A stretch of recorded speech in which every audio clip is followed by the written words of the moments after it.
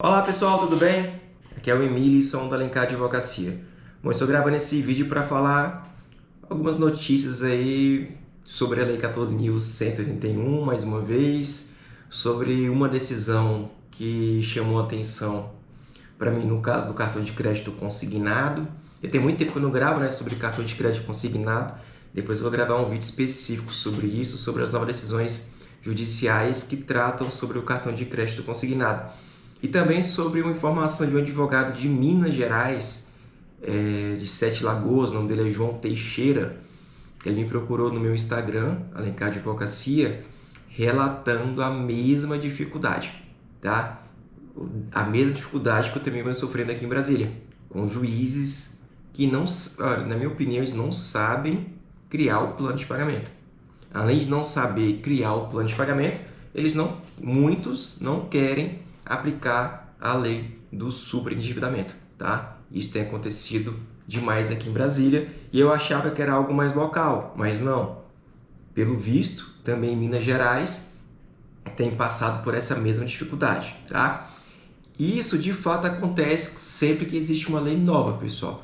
É algo um pouco esperado, tá? Então é com o tempo que as decisões judiciais vão começar a se adequar à lei. Por quê? Porque terão doutrina sobre o assunto, terão mais jurisprudências na segunda instância ou até no STJ tratando sobre a Lei 14.181 e daí as decisões e os processos se tornarão mais céleres e mais efetivos, tá? O que por enquanto não está acontecendo. Amanhã a Lei 14.181 de 2021, que é a Lei do Superendividamento, completam um ano de vigência. E eu até agora não vi nenhuma sentença. Tá? Se você viu alguma sentença onde o juiz criou o plano de pagamento no Brasil inteiro, que eu vi que muita gente tem acompanhado a gente, então não tem sido só pessoas aqui de Brasília que têm assistido a gente, mande para a gente a sentença, coloque nos comentários aí, que tem como você colocar o link, né, da sentença, que eu vou estar acompanhando, ou o número do processo, que daí eu pesquiso e vejo, porque eu tenho muita curiosidade. Eu sei que em Brasília não tem sentença, eu acho, e também acho que qualquer outro estado não vai ter sentença com essa criação do plano de pagamento, tá? O fato do juiz citar a lei não quer dizer que ele criou o plano de pagamento, não quer dizer que ele julgou de acordo com a lei, tá? Então, muitas vezes, você pode até encontrar uma sentença onde o juiz mandou limitar os empréstimos, citando a lei 14.181, mas ele não criou o plano de pagamento. Então, ele não julgou de acordo com a lei. Pode ser que esse processo é anterior à lei e o juiz só aplicou a lei em um processo que já estava em tramitação. Então, não dava para ele, no meio do processo, alterar tudo e, como a parte autora não pediu a criação do plano de pagamento, ele simplesmente deferiu um pedido que não foi feito. Tá? Então, não pode ser feito isso. Então, pode até ser que existam sentenças citando a lei, mas não criando o plano de pagamento. Mas se você tem alguma sentença, mande para a gente. Eu acho que não tem justamente por quê?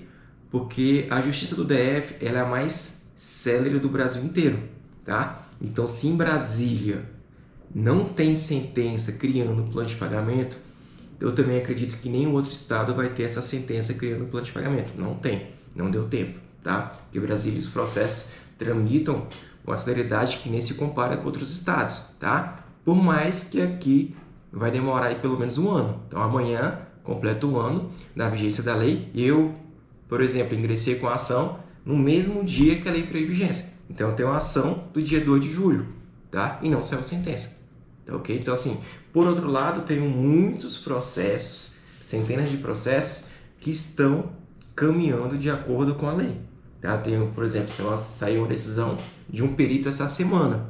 O juiz, ele não soube como criar o plano de pagamento compulsório, que é do artigo 104b, daí ele se utilizou do artigo 104b, parágrafo 3º, que ele pode nomear um administrador judicial. Daí ele nomeou um perito aqui em Brasília. E essa semana o perito me procurou para apresentar alguns documentos que já foram apresentados. Então, assim, eu tenho muitos processos que tem perito que está analisando o caso, que tem perito que irá criar o plano de pagamento em razão da complexidade dos cálculos. É como eu sempre falo aqui, não tem como na fase inicial do processo o cliente superendividado, o consumidor superendividado, pagar um perito.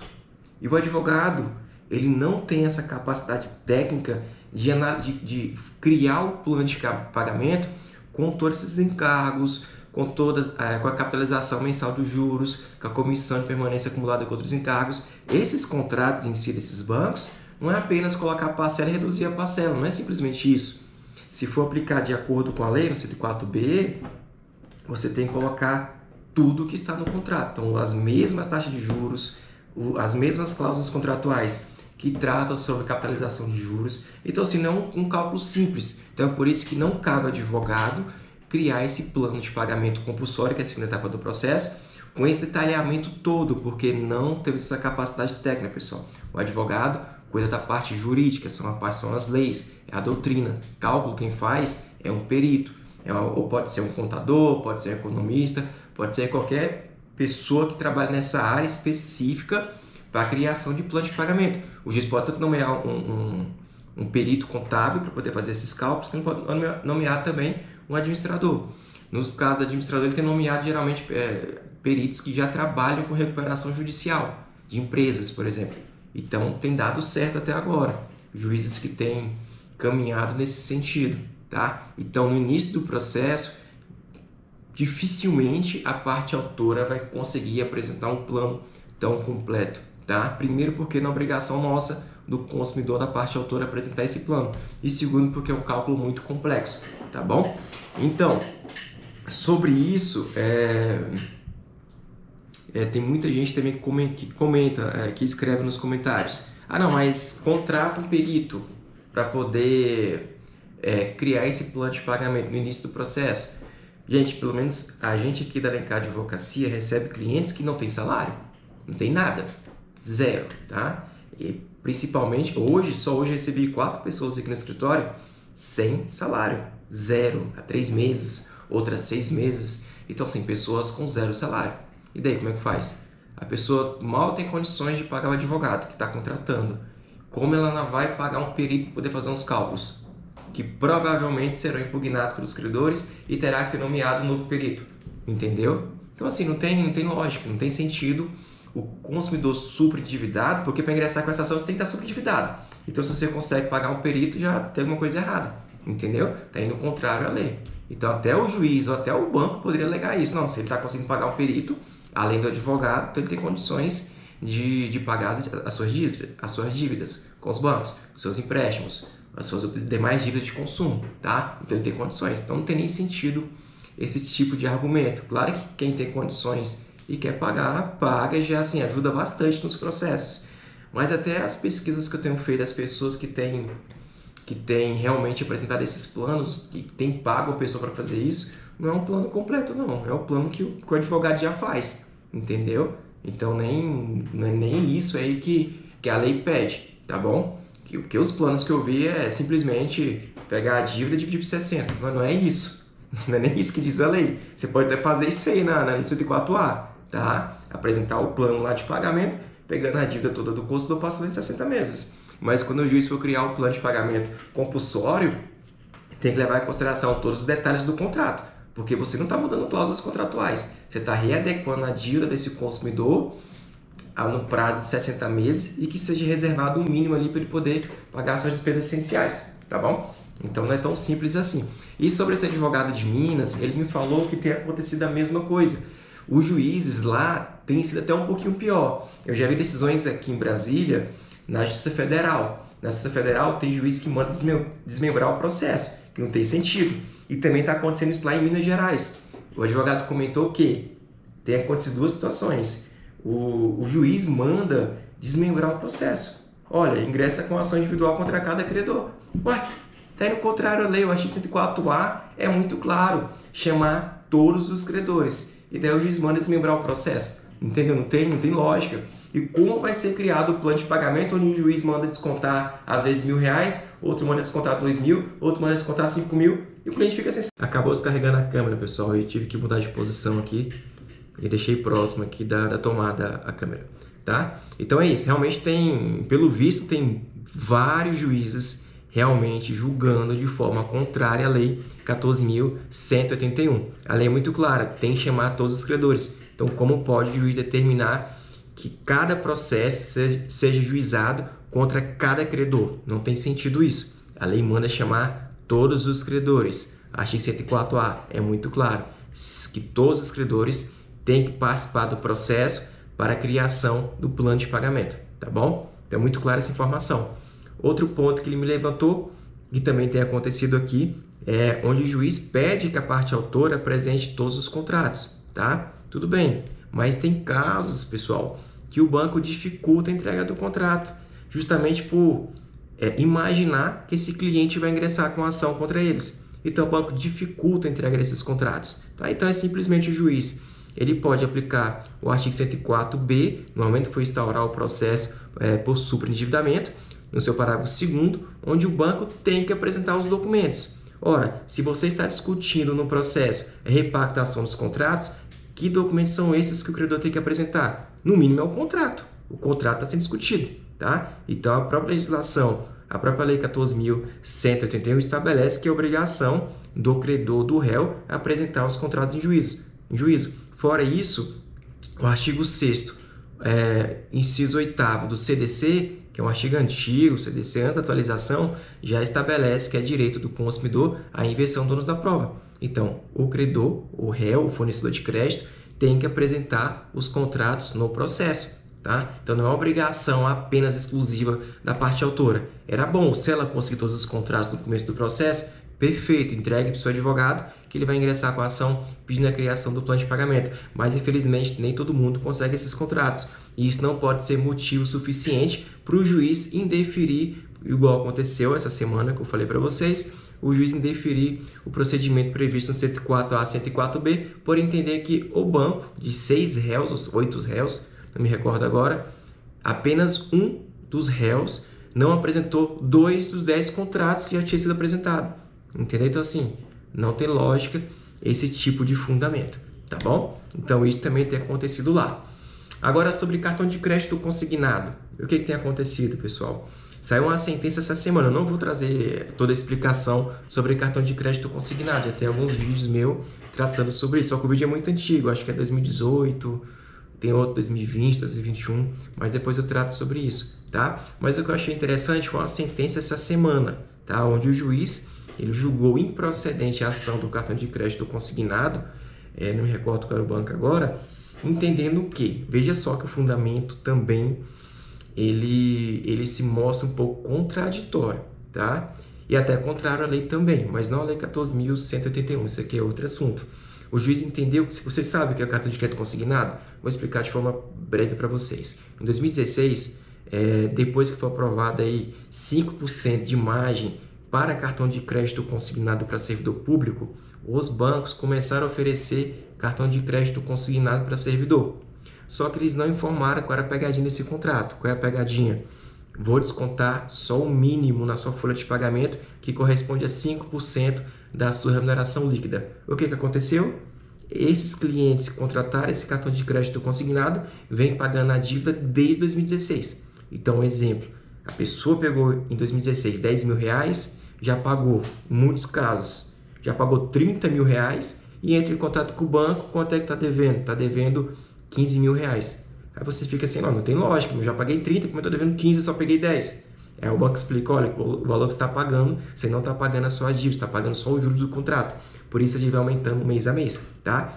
Qual era a informação que deveria ter passado para o consumidor? Olha só, você vai pegar 10 mil com a gente hoje, eu vou creditar esse valor na sua conta corrente, mas você tem que pagar esse valor à vista mês que vem, 30 dias depois da concessão do crédito. Se você não pagar, eu vou descontar só os juros. E como eu estou descontando só o mínimo, que é os juros, você não está pagando a sua dívida. Consequentemente, o seu saldo devedor vai aumentando todos os meses. Então, por isso, quem pegou 10, pagou 30, está devendo 15, porque a dívida não reduziu, tá? Então, nessas ações judiciais, onde a parte autora pede a nulidade do contrato de cartão de crédito consignado, o juiz entendeu, olha, a sentença até foi...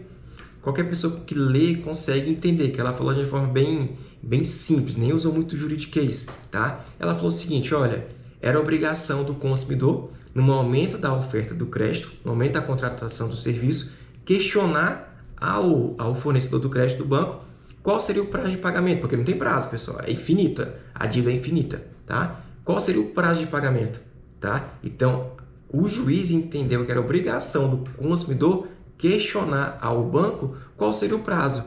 Porque se tivesse sido, e ela fala isso, porque se ele tivesse sido questionado, se ele tivesse questionado ao fornecedor de crédito qual seria o prazo, ele teria percebido que estava contratando um cartão de crédito que não tem prazo de pagamento. Então veja, a juíza, foi a juíza que julgou, a juíza ela passa essa responsabilidade ao consumidor. Só que não é assim que funciona a lei, juíza. O que diz? O artigo 6º, 3, fora, vou nem citar a lei 14.181, tá? Que lá tem diversos artigos que tratam sobre isso. Mas vou pegar o artigo antigo da lei, do CDC antigo, tá? Aqui houve atualização, que é o artigo 6º, 3. Lá estabelece que é obrigação do fornecedor de crédito, da empresa fornecedora de serviço, passar todas as informações ao consumidor, de forma clara, explicar a quantidade, passar de forma exata o que está acontecendo, o que está sendo contratado, e não o contrário, e não o consumidor questionar o que está sendo explicado. Ora, outra informação que a juíza não se atentou, no próprio site do banco na época, e eu consegui guardar todas essas informações, né? Na época informava que o cliente era vantagem para o consumidor deixar apenas o desconto na folha de pagamento, tá? Então, essa informação está no site oficial do banco. Então, além da informação que é passada para o consumidor no momento da oferta do crédito, onde diz para deixar só o desconto na folha de pagamento que a dívida será paga, o próprio site do banco diz é vantagem para o consumidor manter o desconto na folha de pagamento. Só que eles não explicam qual será o prazo, não mostram nada disso. Então, se essa informação é passada para o consumidor, então o consumidor tem que acreditar. Ora, é obrigação do fornecedor de crédito passar todas as informações. Se eles informam que é vantagem deixar o desconto na folha de pagamento, por que o consumidor tem que perguntar para o fornecedor de crédito ou para o atendente qual é o prazo de pagamento? Já informou que é vantagem. Se é vantagem, ele vai manter o desconto na folha de pagamento da forma que orientaram para ele. E tem casos também, que é igual a esse caso, e também está no site do próprio banco, onde diz o seguinte, é faculdade do consumidor pagar a fatura. Ora, se é faculdade, então o cliente escolhe se vai pagar ou não. E quando você pede a inversão do ônus da prova e o banco apresenta as gravações em juízo, tem muito cliente que questiona. Ora, para que você vai enviar a fatura para mim? Aí a atendente fala, essa fatura é enviada só para você poder acompanhar seu saldo devedor. Então o cliente não paga a fatura, ele acha que aquela fatura é só realmente para acompanhar seu saldo devedor. E outras falam, se você quiser aumentar seu limite de crédito, você paga a fatura, você paga um valor parcial da fatura que a gente vai aumentar seu crédito.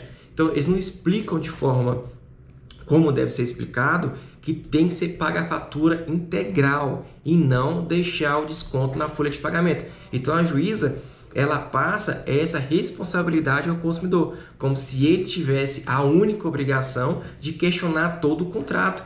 E não é assim que funciona na realidade.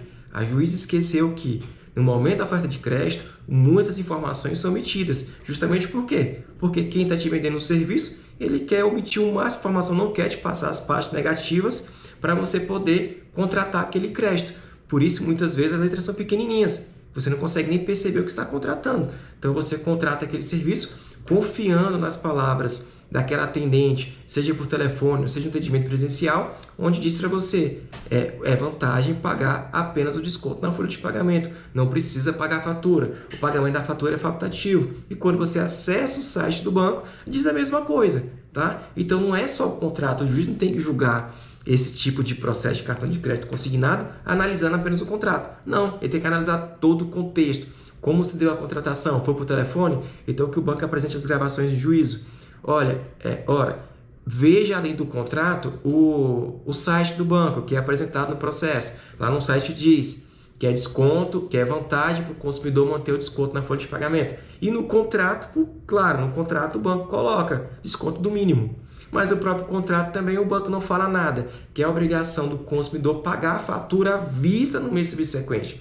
Momento algum no contrato diz que tem que pagar a fatura, apenas diz que será enviada a fatura para a residência do consumidor e muitas vezes eles colocam no próprio contrato que as faturas não serão enviadas, mas serão enviadas por e-mail ou ele pode acompanhar essas faturas pelo sistema do celular, entendeu? Então tem cliente que nem sabe que tem fatura, tem cliente que nunca recebeu fatura porque na própria contratação está lá, já deixa marcada essa opção de não receber faturas via correspondência, uma vez que pode usar o aplicativo, que o cliente nem recebeu orientação nenhuma sobre esse aplicativo, ou receber por e-mail, e ninguém também recebe essas faturas por e-mail. E por que ninguém pede as faturas ao banco? Porque ele acha que é um empréstimo consignado normal. Então, para que ele vai pedir fatura ao banco se ele achou que o desconto na folha de pagamento já está pagando a sua dívida? Tá? Então, não tem muita lógica. Então, por isso que nesses processos de cartão de crédito consignado, o juiz não pode só olhar o contrato, que no contrato vai estar escrito desconto do mínimo, mas o contrato não diz a desvantagem, as consequências de manter apenas o desconto mínimo, tá? Eu vou brigando nesses processos desde 2016. Em Brasília, eu fui o primeiro advogado a ingressar com essa ação do cartão de crédito consignado, ainda em 2016. E lá, muitos juízes ficavam me questionando. Ora, tá claro aqui a contratação. É um cartão de crédito. Se é cartão de crédito está pagando só o mínimo, a dívida não vai ser paga mesmo. Tá? E só com passados meses e anos a gente conseguiu demonstrar para o juiz como de fato acontece essa oferta de crédito ao consumidor.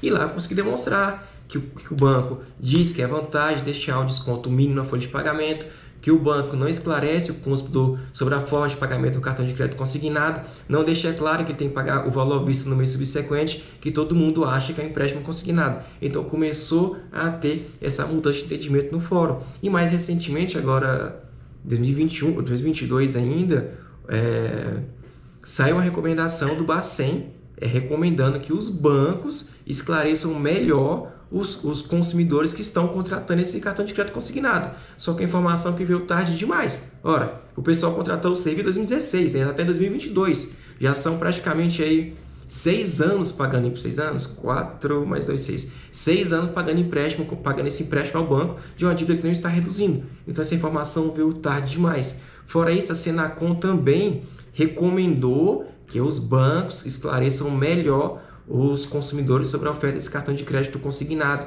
porque não há informações claras nessa contratação. E só daí começar a mudar a forma de oferta desse cartão de crédito consignado. Hoje eu nem sei se eles estão vendendo esse tipo de serviço, mas tem muita gente que ainda está devendo esse banco desde 2016. Tá? Então, assim, tem várias recomendações. Essa da Senacom, ela é bem interessante, porque ela faz diversas recomendações, ela deixa claro que quem contratou o serviço de cartão de crédito consignado não entendeu a contratação, que as informações são confusas, as informações são omissas e não deixa muito claro, tá? Então, esse ofício, esse parecer que veio da Senacom tem servido, assim, em muitos processos, tá?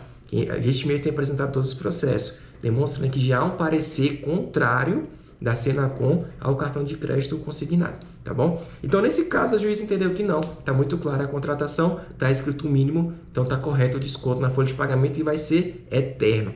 Só que o parágrafo seguinte, que, na minha opinião, que realmente ela foi totalmente contrária à lei. Ela diz o seguinte, ora, por mais que o contrato aparenta ser desvantagem ao consumidor, a parte contratante, então por mais que ela veja que o contrato aparenta ter algumas ilegalidades, alguma desvantagem ao consumidor, ela entende que não cabe ao judiciário revisar os contratos, que tem que prevalecer também ela chamou lá de negócio perfeito, mas a gente chama de pacta sunt servanda, tá? Que é em latim.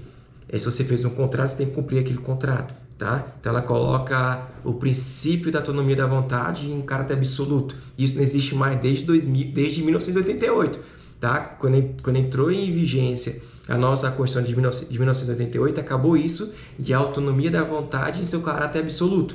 Então, se eu contrato um serviço com alguém, eu coloco diversas cláusulas abusivas lá, aquela pessoa, as partes vão ter que cumprir aquele contrato, por mais que a cláusula é abusiva.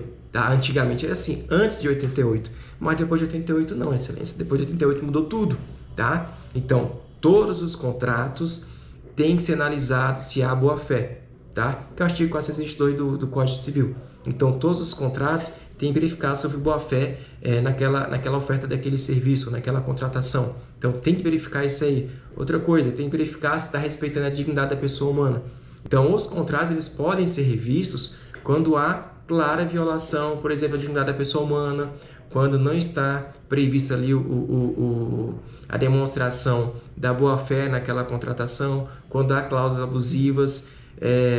Então, com isso, a autonomia da vontade ela passou a ser relativizada, tá? Depois da Constituição de 1988. Então, muita coisa mudou e a juíza não levou isso em consideração. Achou que se ele assinou o contrato, ele tem que cumprir o que está no contrato, por mais que ele nunca vai pagar essa dívida. Fora isso, como a própria juíza percebeu, olha, parece que o contrato contém, como ela diz, parece que o contrato parece que o contrato não seja vantajoso ao consumidor. Foi isso que ela falou.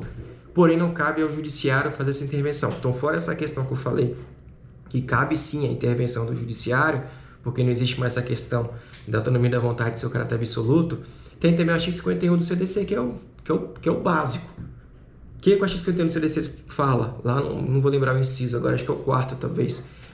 Acho que é o 4º. Ele fala o seguinte, que se há cláusulas que criam vantagens extremamente onerosas do consumidor, ela pode ser revista, ela pode ser anulada, ela pode ser revisada, tá? Então está muito claro, o artigo 51 tem que ser aplicado ao caso, e a juíza não se atentou a isso. Ela falou que não cabe ao judiciário revisar o contrato. Não, ela mesma disse que o contrato aparenta ser não trazer vantagem ao consumidor e ela afasta a revisão do contrato pelo judiciário. Só que o artigo 51, muito claro, inciso 4º talvez do CDC, fala que sim, cabe ao judiciário a revisão dos contratos sempre que a cláusula contratual for extremamente onerosa ao consumidor. Ora, se tem um contrato que estabelece que vai se contar eternamente do consumidor, é claro que está diante de uma contratação abusiva. Tá? E ela não levou isso em consideração. Então esse é o caso sim de fazer a revisão desse contrato de cartão de crédito consignado, diferente do que sustentou a magistrada, tá? Entendimento totalmente contrário à lei. Não, e não vou nem citar a lei 14.181, que lá tem diversos artigos tratando sobre essa oferta de crédito, que tem que ser melhor explicada ao consumidor. Se não for melhor explicado ao consumidor, vai ser aplicada as sanções também prevista nessa nova lei. Qual é a sanção? Uma delas é retirar os juros. Ora, você emprestou dinheiro para esse consumidor de uma forma que não explicou muito bem para ele o que você estava ali ofertando, tem a punição do banco, redução dos juros. Tá? Tá muito clara essa informação. Redução dos juros é essa a consequência. O artigo acho que é o 59D, se eu não me engano, é o 57. Acho que é o 59D. Vou olhar aqui. Não é o artigo 59, não. É o artigo 54D, parágrafo único. Estabelece isso. Se foi ofertado um crédito ao consumidor, mas não passou para eles informações de forma adequada, o banco ou o fornecedor de crédito será penalizado com a redução lá dos juros dos contratos, encargos, moratórios e etc. Tá? E nem isso a juiz levou em consideração. Tá bom? Só para finalizar, essa semana também tem um banco aqui em Brasília, para quem é servidor público do GDF sabe qual banco é, que ele mudou aparentemente, tá? Então, tudo que eu estou falando aqui é pelas informações que eu recebi essa semana. Ele mudou a rúbrica do desconto que acontece na conta corrente, tá? Então, ele passou a debitar na conta corrente como acordo de inovação, tá? O que eu notei em alguns casos que eu já analisei? Eles pegaram, isso é para quem tem liminar, tá? Nessas ações de superendividamento ou para quem ingressou com a ação antes, na lei 14.181, onde o juiz mandou limitar os empréstimos 30%. Então, o que eu notei até agora, pelas informações que eu já recebi, inclusive do banco, tá? O que eles fizeram? Eles reuniram aqueles contratos que estão sendo limitados, que estão sendo reduzidos por ordem judicial, seja em processo que transitou em julgado, seja em processo que está em tramitação, reuniram todos esses contratos que há essa ordem de redução das parcelas e colocaram num único contrato. E colocaram acordo inovação autos ou acordo autos inovação, entendeu? Então, o que eles fizeram foi isso. Eles apenas reuniram todas essas dívidas que estão sendo reduzidas por ordem judicial numa única contratação, então numa única rúbrica também. Então parece que eles colocaram essa informação já no sistema do banco, como se fosse um único contrato, tá? Dessas contratações que foram reduzidas por ordem judicial e criou um único contrato. E daí passou a debitar na conta corrente sob a rúbrica Acordo Inovação Autos. E quando acessa o aplicativo do banco aparece Acordo Autos. É alguma coisa assim, tá? Me parece que não há nada de errado, desde que o banco cumpra a decisão judicial. O juiz mandou limitar a 30%, então aquele limite é 30%, tá? É isso que tem que ser feito.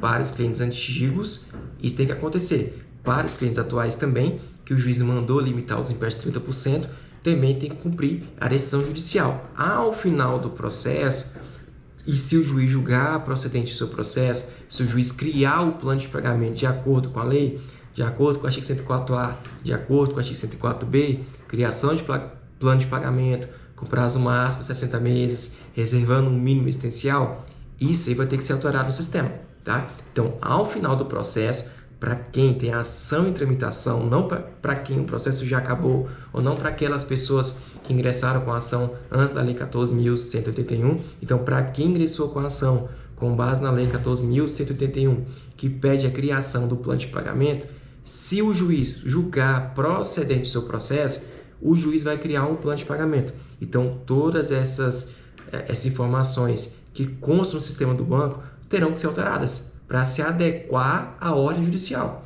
Então, se o juiz criou um plano de pagamento, limitou a sua dívida a 60 meses, então, por mais que no sistema do banco conste 120 meses, 200 meses, 300 meses, essa informação vai ter que ser alterada para se adequar à sentença do juiz, tá? Ah, consta juros aqui, vai ter que ser alterado. Se o juiz criar o plano de pagamento de acordo com a lei e não condenar o cliente a pagar os juros, vamos criar o plano de pagamento só com o valor principal da dívida, de acordo com o artigo 104b, parágrafo 4º do CDC, da Lei 14.181, vai ter que haver também a redução da dívida, do seu saldo devedor, tá? Então, tudo isso aí tem que ser resolvido ao final do processo, se o juiz julgar procedente os pedidos, tá bom? Então, me parece que o banco, assim, pela minha visão, não tem informação ainda oficial do banco, tá? É só informações que eu recebi de algumas pessoas e também de gerente, mas não é nada oficial. Parece que o banco está tentando se adequar a essas determinações judiciais. E é algo até interessante, que vai acabar com algo que acontece até hoje, que é descumprimento de decisão liminar. Por que acontece descumprimento de decisão liminar ou descumprimento de sentença? Por quê? Porque lá no sistema do banco ainda aparecem as parcelas antigas. Então, exemplo, lá aparece parcela de 10 mil por mês, não vou exagerar tanto, parcela de 5 mil por mês, lá na conta corrente para debitar, tá? E o juiz mandou limitar essas parcelas para R$1.000. Só que no sistema do banco ainda aparece 5 mil. Então, praticamente todos os meses, acontece do sistema do banco reter todo o pagamento do consumidor. Por quê? Porque no sistema ainda consta como parcela de R$5.000. E era para ser R$1.000. Então, o sistema, de forma automática, faz a retenção do pagamento, aí ele lança no contrato, lança no extrato da conta corrente, saldo provisionado. Mas daí quando o cliente procura o gerente do banco, o banco faz o estorno, geralmente 24 horas, tá? Mas esse contato tem que ser realmente pessoal, às vezes o pessoal só manda um WhatsApp, só manda e-mail, muitas vezes não resolve, tá? A não ser que o gerente está com muita boa vontade já de resolver, tá? Mas geralmente não resolve. Tem que ir pessoalmente no banco, conversar com o gerente, informar que existe uma sentença, que existe um liminar e não está sendo cumprida, que o banco vai fazer o estorno, tá bom? Então, parece que essa alteração no sistema vai resolver a situação desses casos, onde o banco faz esse desconto em descumprimento de uma determinação judicial. Então, se ele já lança no sistema um contrato único, com as parcelas, com os empréstimos que têm que ser reduzidos, e lá no sistema ele já coloca o valor que o banco tem que descontar na conta corrente, não vai mais haver descumprimento de sentença, não vai mais haver descumprimento de decisão liminar. Então, me parece que é uma solução, tá? Então, a gente vai ver isso com muita calma, vai esperar os próximos dias, vai esperar o próximo mês também, porque essa alteração, aparentemente, é a partir desse mês, tá? Então, muita gente já me procurou essa semana, muita gente me procurou hoje, relatando a mesma coisa, tá? Que alterou o desconto na conta corrente, tá? Mas tudo indica que eles estão corrigindo esse problema de decisões descumpridas, porque o banco está com informação no sistema com a parcela maior e era para ser uma parcela menor, tá? Então, se fica a parcela exata lá, fixada, então até quando o cliente ganhar um aumento de salário, vai continuar descontando aquela parcela que foi fixada lá naquele sistema do banco, tá bom? Então, são essas informações que eu quis passar para vocês hoje aqui, mais uma vez. Vou tentar postar esse vídeo ainda essa semana, tá? Tratando sobre esses 4 temas. E se tiver alguma dúvida sobre o assunto, escreve aqui nos nossos comentários, eu sempre respondo todo mundo também. Acompanhe a gente também no nosso Instagram, Alencar Advocacia, e curta aí nosso canal, tá bom? Grande abraço a todos e tchau, tchau.